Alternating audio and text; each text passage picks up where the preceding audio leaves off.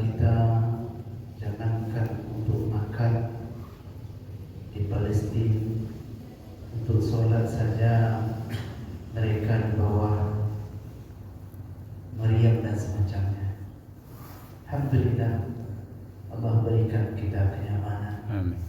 Mudah-mudahan ini membuat kita semakin dekat dengan Allah. Amin ya Allah. Berselawat kepada Rasulullah dengan melafazkan Allahumma salli ala Muhammad wa ala ali Muhammad.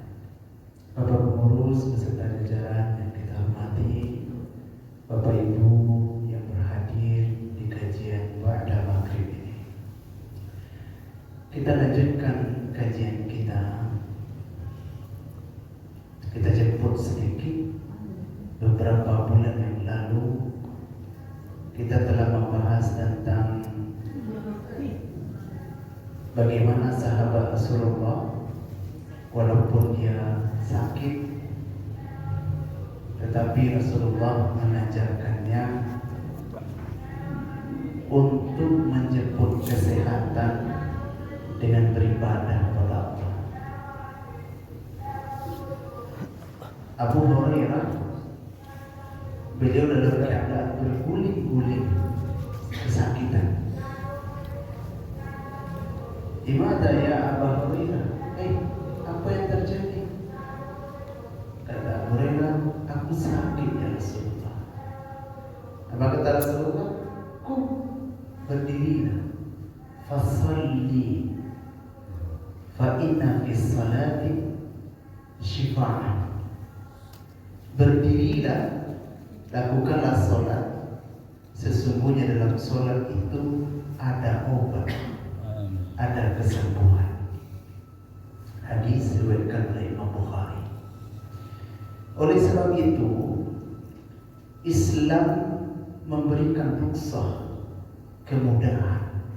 Maka kita telah kaji, tidak ada alasan bagi kita kalau sekiranya Allah takdirkan sakit, atau orang-orang di bawah pengawasan kita kalau sakit, tidak ada alasan untuk meninggalkan sholat. Kita telah kaji,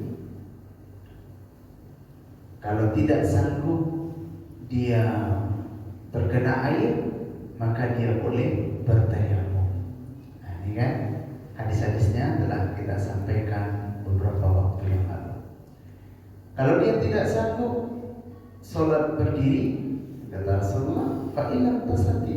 Kalau engkau tidak sanggup berdiri, faqaidan, duduk saja. Kalau juga tidak sanggup, fa'idajan, maka berbaring. Nah, ini penting bagi kita. Ini amal betul-betul, kajian kita ini betul-betul amal akhirat. Karena memang kita tak akan bisa lari dari hal seperti ini. Jadi tidak ada orang yang nantak rata, tidak ada orang yang nantak kapata. Ya, setiap kita, dan bahkan tanam di ulu ayamani kini batu kuat raban mudo, malang dahulu badan habi kini batu kuat tambah puluh. Baru kehilang sakit kepala bapak. Sudah tu kaki lu nak sakit dah. Baru kehilang sakit kaki, baru anak lain nak sakit dah. Ya begitulah. Begitulah kehidupan ini. Dan ini adalah suatu tak bisa dielakkan.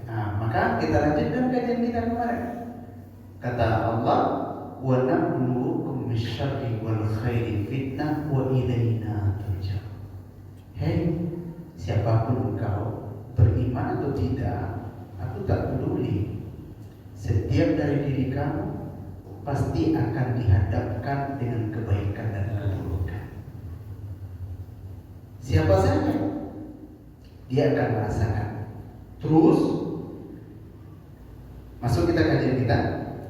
Kalau dia mendapatkan, apakah itu kebaikan menurutnya atau keburukan, bagaimana posisinya dalam Al-Quran? Ini kita kaji. Kan kebaikan sehat, sakit semacamnya itu kan ya sudah pakaian.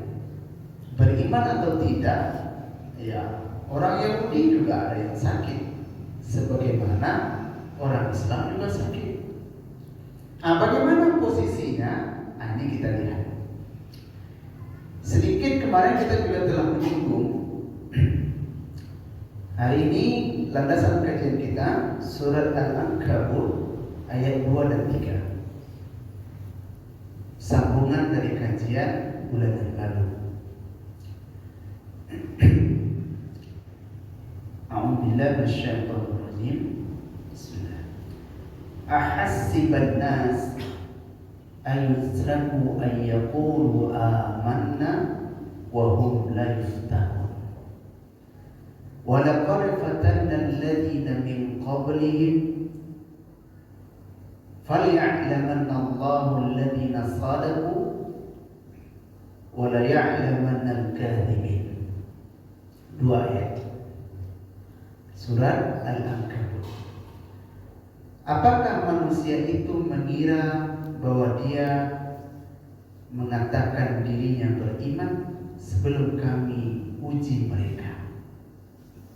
Sungguh kami telah menguji orang-orang sebelum mereka, sehingga Allah benar-benar mengetahui siapa yang tulus dengan Allah dan siapa yang berdusta. Ternyata ungkapan cinta waktu pacaran tak bisa ditebak di waktu itu saja. Setelah berlalunya waktu, berhabisnya bulan, di situ kita tahu kalau dia benar-benar mencintai kita. Sering ibu di rumah sakit, apa kata hasilnya juga, Ustaz, ada lado anak surang baru tahu saya sebenarnya diri, menyasar Ustaz. Lado sedikit anak nelok di badannya. Dulu nantang-nantang menyasar. Jadi banyak. Ada juga laki-laki yang curhat begitu. Itulah dulu datang mengeluk, tapi kini telah agak. kemarin berapa minggu yang lalu beliau sakit dirawat, mantan pejabat. Jadi kata beliau, kini kok aku tidak ngurusnya Ustaz. Kini kok sakit, baik saya surah rumah sakit.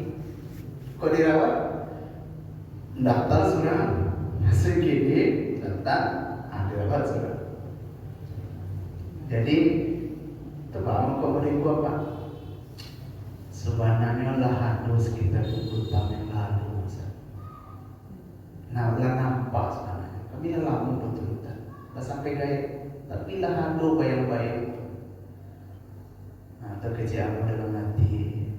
Lah jadi muda itu banyak pak cari secik lagi. Itu dalam hati saya nampak tidak lagi. Aku ibu hati ya. Jadi ternyata untuk mengetahui ketulusan itu perlu ujian. Ayat ini dimulai oleh Allah dengan kalimat istifham. Kata tanya bermakna sanggahan. Nah, ini hebat. Dia kata bertanya, tapi maknanya menyanggah. Apakah manusia itu mengira bahwa mereka berkata beriman, tapi belum kami uji? Dia bermakna suatu sanggahan. Artinya, hei kamu yang mengaku telah bersyahadat, nanti dalam perjalanan engkau akan dihadapkan dengan lika-liku. Itulah kira-kira. Makanya ada sufi yang berkata bahwa kehidupan ini ibaratkan air yang mengalir dari hulu ke muara. Ada yang batang air itu tidak terlalu jauh, lurisnya tiba di maru. Tapi ada apa kelok-kelok dulu, putar-putar gitu. Lurahnya mungkin banyak, tapi ujung-ujung tiba di maru gitu. Ya, setiap kita dia dihadapkan begitu. Yang menarik dalam ayat ini, ada ayat yang senada dengan ayat ini, tapi substansinya luar biasa. Misalnya di dalam surat Al-Baqarah misalnya, Allah katakan, Am hasibtum an tadkhulul jannah walamma ya'tikum mathalul ladzina khalawna min qablikum. Hei, apakah engkau mengira akan mudah saja masuk surga? Sebelum kami berikan kepadamu cobaan sebagaimana orang-orang terdahulu pernah memikulnya. Ada juga ayat yang sama, surah Ali Imran ayat 142. Kata Allah, Am hasibtum an tadkhulul jannah walamma ya'lamillahu alladhina jahadu minkum wa ya'lamas sabirin. Apakah kamu mengira akan mudah saja masuk surga sementara kami tidak tahu siapa di antara kamu ini yang bersungguh-sungguh dan siapa yang bersabar? Kalau begitu, sehat dan sakit adalah suatu kepastian. Kalau begitu, beruntunglah kita. Mudah-mudahan ini levelnya level ujian. Nah, sekarang kita dalami. Di ayat yang pertama yang kita baca, ahasiban nas ayusraku ayyaqulu amanna wa hum la yuftanun. Ini katanya yuftanun. Di ayat ini, Al-Ankabut ini, Allah 2 kali menyebutkan, di 2 dan 3 di pembahasan kita. Wa laqad fatanna alladhi. Nah, ini dia. Di kata yuftanun ini, apa makna fatana tadi? Secara bahasa artinya adalah membakar. Nah, itu dia, Pak. Jadi yuftanun itu membakar. Konsekuensi dari membakar itu, dari zat yang berwujud, dia akan menjadi abu atau arang. Nanti kita lihat, kalau kita dapat di posisi ini, apa nanti keutamaan yang kita peroleh. Tapi kita berharaplah, mudah-mudahan kita masuk ke level ini. Apa saja bentuknya, nanti kita bahas. Kemudian asbabun nuzul dari ayat ini, sahabat Nabi bernama Khabbab al-A'raj. Khabbab ini datang kepada Rasulullah mengadukan nasibnya yang diteror oleh orang musyrikin di Mekah. Orang musyrikin macam-macam lah. Awal-awal keislaman itu penderitanya. Ini telah kita bahas kemarin. Nah, ketika dia curhat bagaimana dia disakiti dan semacamnya, Rasulullah menyampaikan hadis yang sahih dalam kitab Bukhari, hadis 3343. Apa kata Rasulullah? Bahwa yang engkau rasakan pada hari ini jauh dahulu orang telah diberikan ujian seperti ini, bahkan lebih berat. Apa kata Rasulullah? Dia gali lubang, disuruh dia menggali lubang, terus udah selesai dibenam dia ke dalam lubang. Yang kali surang Pak, baru kalapir sama kawanannya kubur situ. Kemudian ada di antaranya yang digergaji dari kepala sampai ke kakinya. Dan bahkan ada yang disisir dagingnya dengan sisir besi yang runci yang dibakar. Jadi yang panas itu Pak, kemudian diurutkan Pak. Beginilah bentuknya orang-orang yang soleh terdahulu diuji oleh Allah untuk menguatkan sahabat Nabi yang sedang berjuang di Mekah ketika itu. Sekarang kita masuk. Kata fatana adalah membakar. Di mana contohnya? Dapat kita lihat dalam surat Az-Zariyat pada ayat ke-13. Apa kata Allah? Yauma hum 'alan nari yuftanun. Akan datang pada suatu hari, hari pembalasan, 'alan nari, dia di atas neraka, yuftanun, dibakar. Jadi kata yuftanun di atas tadi maknanya adalah membakar. Kemudian pada ayat yang kedua kata yuftanun juga yang bermakna dia membakar. Innal ladina fatanul mu'minina wal mu'minat thumma lam yatubu falahum adzabun. Dalam surat Al-Buruj, innal ladina fatanul mu'minina wal mu'minat, sesungguhnya orang-orang yang disiksa. Ya, ada sebagiannya dianiaya, dirusak dan semacamnya. Mohon maaf, ini maknanya adalah siksaan yang tadi membakar. Yang intinya adalah diberikan penderitaan. Innal ladzina fatanul mu'minina wal mu'minat, sesungguhnya orang-orang mukmin dan mukminat dia dianiaya oleh orang-orang musyrik. Itu maknanya dalam ayat ini. Kalau sekiranya orang musyrik itu tidak bertobat, maka Allah akan memberikan kepadanya siksa yang amat keras. Ini mana dalam surat Al-Buruj ini. Untuk melengkapi ini, makna kata yuftanun dan dalam kamus Al-Munawwir, kamus bahasa Arab,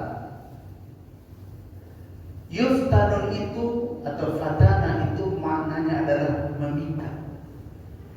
Jadi tadi ada makna membakar, ada makna memberikan, menganiaya. Di dalam tafsir Ibnu Katsir maknanya al-imtihan, ujian, kemudian al-ibtila, cobaan, kemudian al-ikhtibar, pelajaran. Ahasiban nas ayyusraku ayyaqulu amanna wa hum la yuftanun.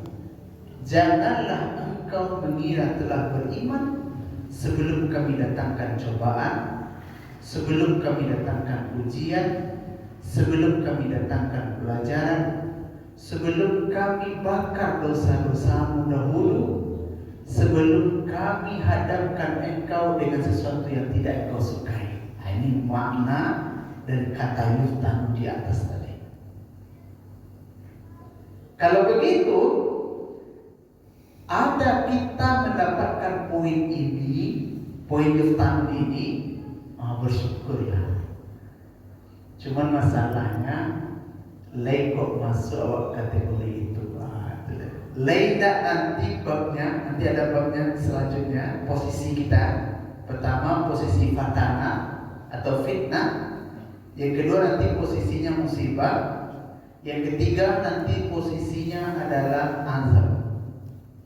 Nanti kita akan lihat posisinya kita di mana. Kita lanjutkan. Di dalam kamus Al-Munawwir ini, kata fatana itu artinya memikat. kamu jangan mengira mudah masuk surga atau kamu mengatakan beriman sebelum kami memikat dirimu. Dulu waktu ketek-ketek di kampung Pak, ambo memikir burung Pak. Kayak balam. Balam murai gitu Pak. Itu kan macam-macam. Kadang rupanya seperti burung kiranya enggak. Mungkin dari imitasi lah, ya kan? Atau orang memancing, rupanya seperti umpan, kiranya dari karet. Kira-kira begitulah. Allah hendak memberikan kita pikatan, Pak. Ingin memikat kita. Terkadang rupanya menggiurkan, tapi kira tak sepanai, Pak. Gitu. Ya, Bu. Bantuannya luar biasa. Maka Allah katakan, wa 'asa an takrahu syai'an wa huwa khairul lakum. Boleh jadi engkau membenci sesuatu, tapi itu baik untukmu. Wa 'asa an tuhibbu syai'an wa huwa syarrul lakum.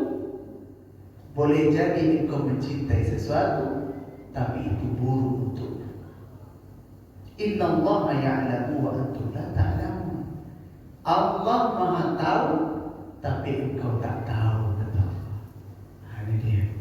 Jadi maknanya memikat, menggoda. Makna petana itu menggoda. Engkau belum beriman sebelum ada godaan untukmu. Kira-kira begitu. Dia kata makna ini Pak. Mudah-mudahan nanti masjid Surul Jannah luar biasa nanti menghadapi ikatan godaan, ya. Karena keyakinannya bahwa ini adalah cobaan, ujian, adalah proses membakar, sebagaimana dalil-dalil di atas. Kemudian apa saja bentuknya ikatan, godaan, cobaan dan ujian itu dalam Al-Quran? Nah, kita lihat. Yang pertama, dalam surah Al-A'raf ayat 168. Apa bentuknya? Wa balawnahum bil hasanati wasayyiati la'allahum yarji'un. Apa kata Allah? Dan kami wa balawnahum, kata fatana yuftanu tadi kan maknanya ibtila. Ini dia kata bala. Jadi bala. Jadi bala itu sama dengan yuftanu atau fatana. Tapi dia berbeda nanti maknanya dengan musibah. Jadi kata fitnah itu sama dengan bala. Kami akan coba dirimu, akan uji dirimu dengan yang baik-baik. Kan beda Pak. Pikatan itu tipe rupanya itu rancak Pak. Kan baik Pak. Kemudian wasaiat, dengan yang buruk-buruk. Kalau diuji awak dengan yang buruk, insya Allah capek awak sadar Pak. Capek Pak. Maka pasien-pasien di rumah sakit, kalau lah sakit itu ada bantu orang dapat hidayah mana. Tidak 2 hari menangis tu jam. Pertama jawab, netes, Masya Allah, luar biasa. Jadi memang nikmat sakit, kalau dari aku nikmat yang luar biasa. Luar biasa Pak. Tidak ada hati orang yang tak terenyuh dengan Pak. Tapi kalau nikmat sehat, nikmat harta, itu yang menipu anak Pak. Jarang orang mendatang pada Allah. Padahal posisinya sama. Dalam Quran posisinya sama Pak. Dan Allah coba lihat. Allah menghubungkannya dengan wa'ataf bil hasanati wa sayyiati. Ada penghubung. Maknanya itu sepadan Pak. Jadi kalau wa'ataf itu maknanya sepadan. Kalimat yang satu itu sepadan dengan kalimat yang dua. Nah, itu maknanya. Ini berbeda dengan atau kalau kita menulis skripsi, tesis, nah itu kan berbeda makna kalimat itu. Nah, Allah sebutkan di sini wa balawnahum bil hasanati wasayyi'at la'allahum yarji'un. Hei, engkau akan aku uji, aku coba, aku pikat, aku goda dengan yang baik-baik. Oh, ternyata lulus. Nabi Sulaiman lulus, Pak. Ya kan? Dia harap lulus. Nabi Ayub juga begitu. Dia seorang raja. Oh, luar biasa santunnya kepada rakyat. Kemudian hewan ternaknya menjadi, hartanya berlimpah. Apa kata syaitan? Iyalah, hidup mewah, satu Allah diinginkan tapi wajarlah kalau dia taat. Nah, coba diuji. Boleh. Apa? Seluruh hewan ternak mati, seluruh yang ditanam habis, terbakar semuanya. Ternyata Nabi Ayub mengucapkan alhamdulillah. Oh iyalah, anaknya masih banyak, istrinya masih satu. Oke, diuji lagi. Anak-anak yang meninggal dalam sekejap, kilonya masih mengucapkan alhamdulillah. Kalau begitu sakitkan dia, kata syaitan. Boleh, ini hamba aku ini. Kira-kira gitu, Pak. Ini hamba aku. Dikasih sakit. Apa yang dikatakan oleh Nabi Ayub? Rabbi anni masaniyat tuhu wa anta arhamur rahimin. Tuhanku, aku sakit. Engkau tahu kan? Aku sakit. Engkau zat yang maha pengasih, maha penyayang. Luar biasa. Anda model sebagian dari pasien di rumah sakit, Pak. Kalau sakit, sebagiannya lain model dapat hidayah, tapi sebagiannya heran apa ya Tuhan yang sama. Kalau urusan sakit awak sana nampak. Itu dia. Iya, Pak. Terbukti, Pak.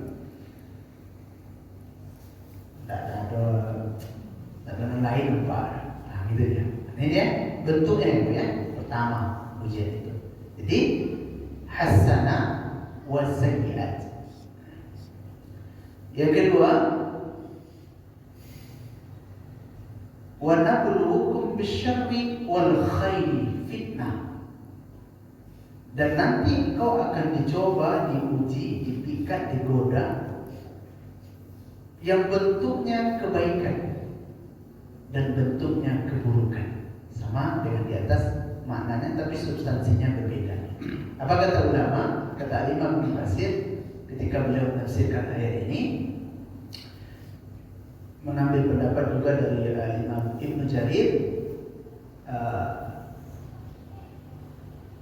bisyarri wal khairi, hasanah wa sayyi'at itu seperti sehat, sakit, susah, senang, lapang, sempit. Dan bahkan kau dihadapkan dengan nikmat seperti harta, tapi juga ada kemelaratan.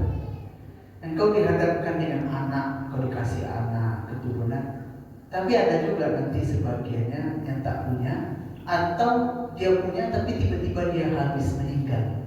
Itu dia maknanya. Posisimu untukku, kata Allah, kira-kira sama nggak? Itu dia Pak maknanya. Kemudian yang kedua, bentuk pikatan itu dalam surat Al-Kahfi pada ayat ke-7. Inna ja'alna ma'alal ardi zinatan laha liyabluwahum ayyuhum ahsanu amala.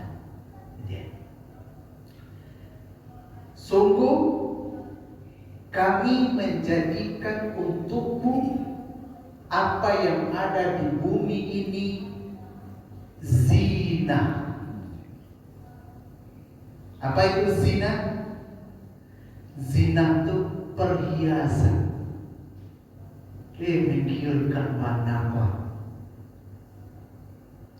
yang membuat hati ini luar biasa. Entah kenapa padi masak, jagung mobil, teranak kambang, pokoknya anak diaga itu lalu seserana di lomba.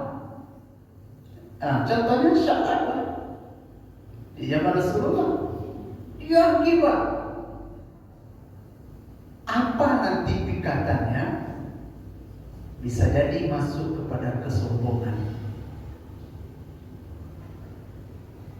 Orang Arab kalau dia punya anak laki-laki, apalagi dia kadang berdapur, luar biasa. Apalagi kalau pandai perang, kan begitu. Mereka berbangga-bangga dengan anak laki-laki. Ini zinatan laha, itulah perhiasan. Jadi bentuknya sesuatu yang menggiurkan. Ini hati-hati juga kita ini. Jadi kalau misalnya dapat bonus, dapat kenyamanan ini, segala macam, perlu hati-hati. Karena bentuknya kata Allah, liyabluwahum ayyuhum. Dengan itu kami akan goda mereka, akan uji mereka. Ternyata yang buruk-buruk tak mempan, tetap soleh ya Pak. Oke lah, dan ditukar caranya dengan yang baik-baik. Dengan cara seperti itu, ahsan muamalah, kami tahu siapa di antara mereka yang hebat amalnya. Yang keempat, yang ketiga, bentuknya kehidupan dan kematian. Maka ada orang yang terkadang dengan kehilangan stres, menjunjung mengusang. Ini bahaya ini Pak. Allah katakan khalaqal mauta wal hayata liyabluwakum ayyukum ahsanu amala.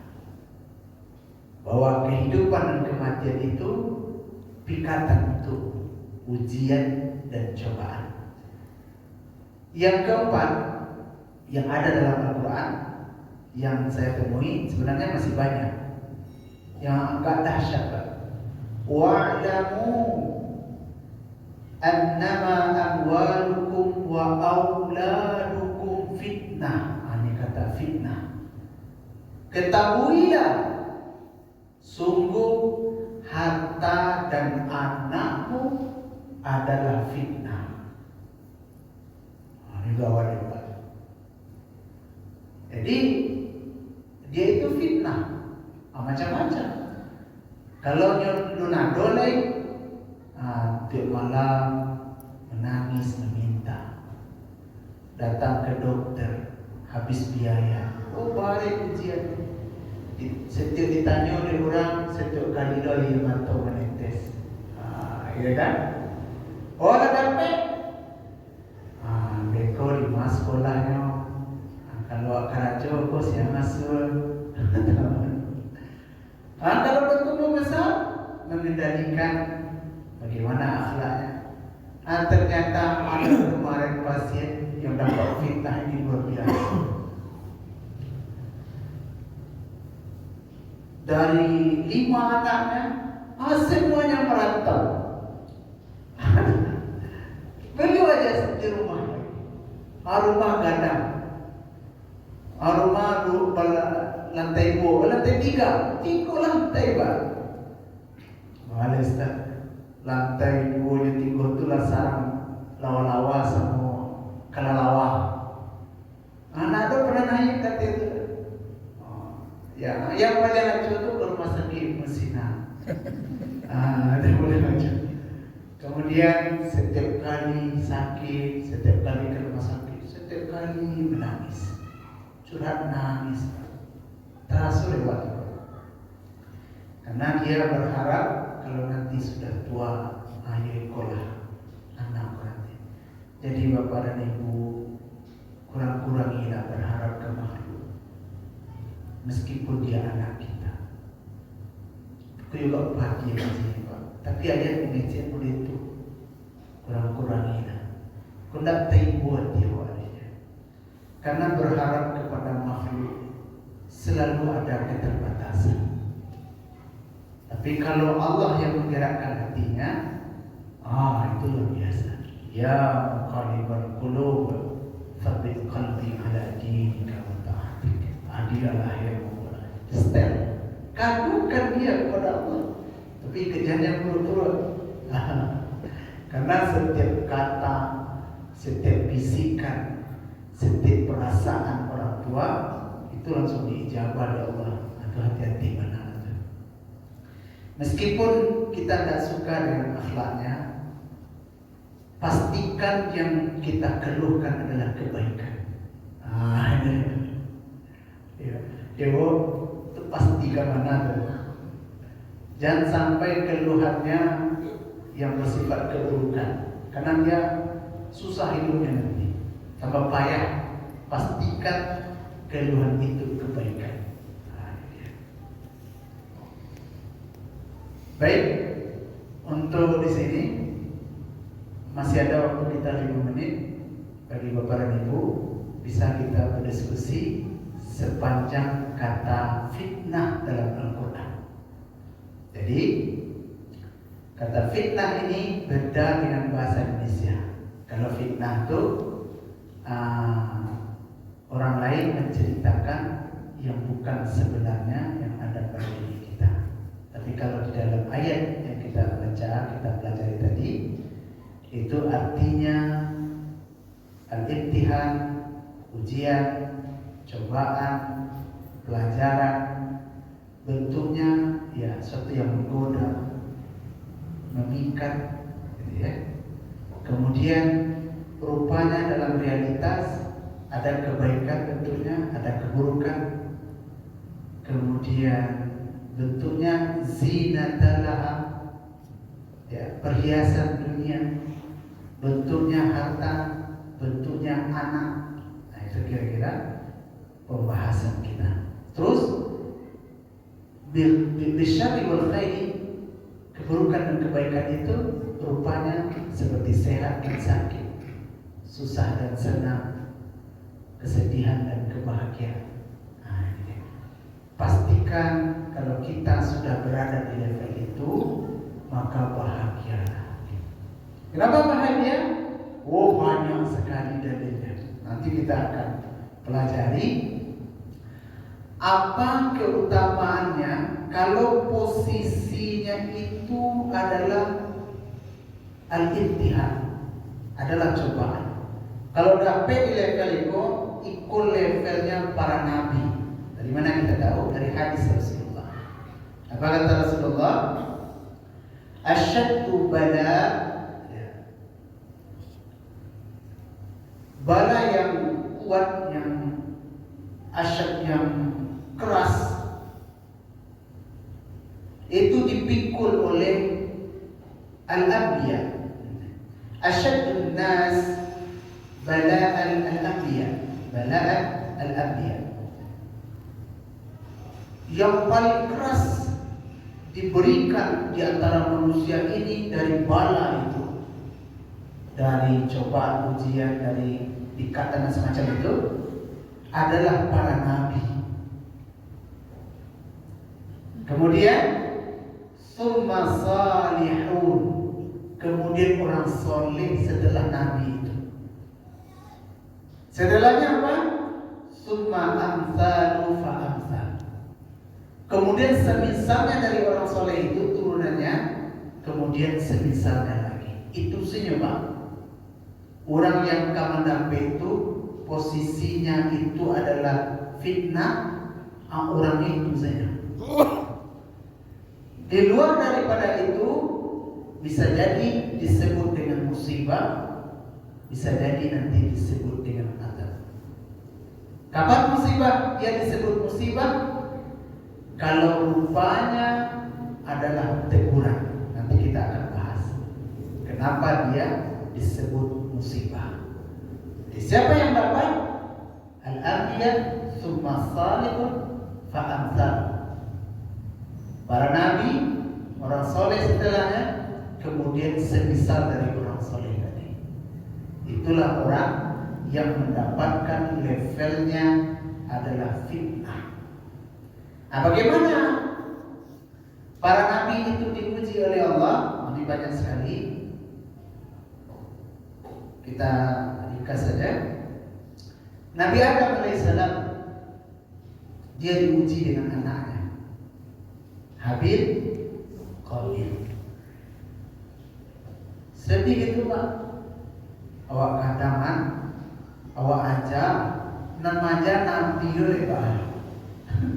Apa yang terjadi? Terjadi pembunuhan. Nabi Nuh alaihissalam juga diuji dengan anak dan istrinya. Mereka. Padahal seorang nabi, ini di dalam Al-Quran Pak, dalilnya banyak. Kalau ada waktu nanti kita akan bahas. Nabi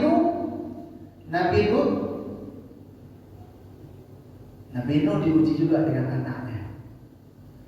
Nabi Lut diuji dengan istrinya. Kemudian Nabi Ibrahim dimasukkan ke dalam api. Nabi Ali diuji dengan sakitnya. Dan para nabi yang lainnya. Tapi ada juga nabi ini yang posisinya musibah. Dia diberikan imtihan, tapi posisinya itu ditegur karena ada kesalahan dari dirinya. Nanti kita akan bahas. Ini pembahasan selanjutnya adalah musibah di dalam Al-Quran.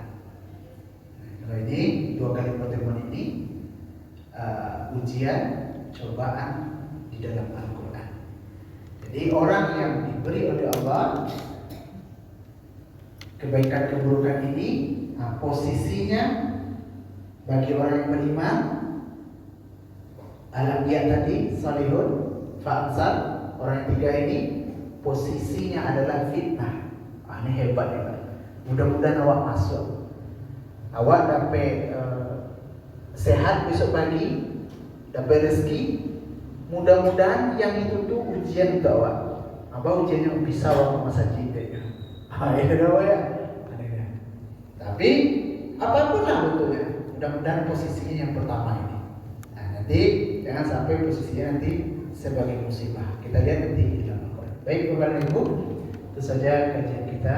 Mudah-mudahan bermanfaat. Wabillahi taufiq wal hidayah. Assalamualaikum warahmatullahi wabarakatuh. Waalaikumsalam.